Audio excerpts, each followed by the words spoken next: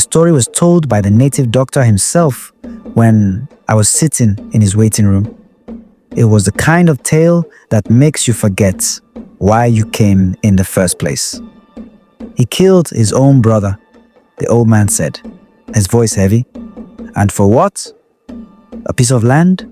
Some family name? The room went silent.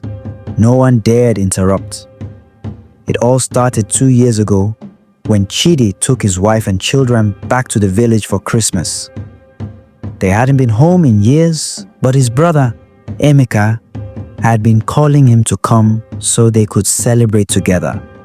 Chidi was excited to reconnect. He brought gifts, planned to fix up their father's old house, and even hinted at starting a business together with Emeka to support the family. But Emeka wasn't happy about his brother's success. He felt overshadowed. He had always been the eldest, but while he struggled to make ends meet, Chidi seemed to have everything: money, respect, and a happy family. The jealousy ate at him until it became something darker. On Christmas Eve after dinner, Chidi stayed back in the sitting room with his sons. His wife, Nonye, and their little daughter Nora had gone to bed. That night, Emeka and 2 men broke into the house. Chidi tried to fight, but they overpowered him. They didn't stop there. His sons, innocent boys barely in their teens, were also killed, their cries muffled by the night. Nonye woke up to the noise and ran with Nora. She didn't stop running until she reached her parents' house in the next village. By the time the neighbors found out what happened, Emeka had already buried the bodies in a shallow grave behind their father's compound, claiming he didn't know what happened to his brother's family. But the land he killed for didn't bring him peace. Soon, Emeka's fortunes began to crumble. His farm yielded nothing. His business failed. His children couldn't stay in school because he couldn't pay their fees. Everything he touched seemed cursed.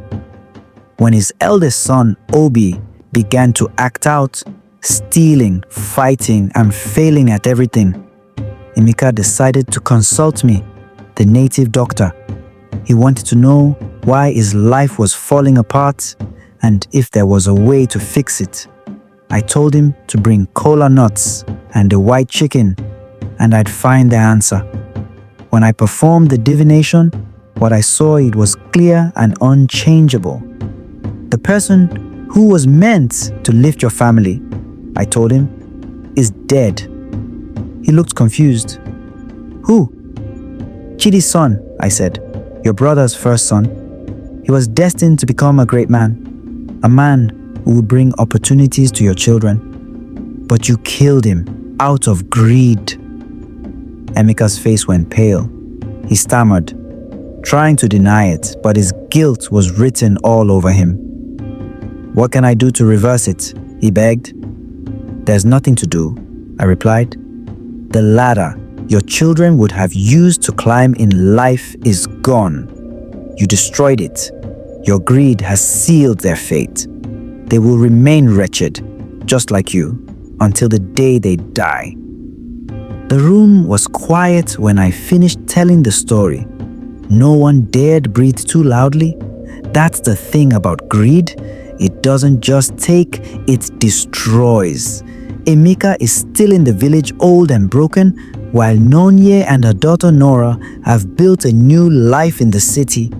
It's a harsh lesson, but one no one in our village will ever forget.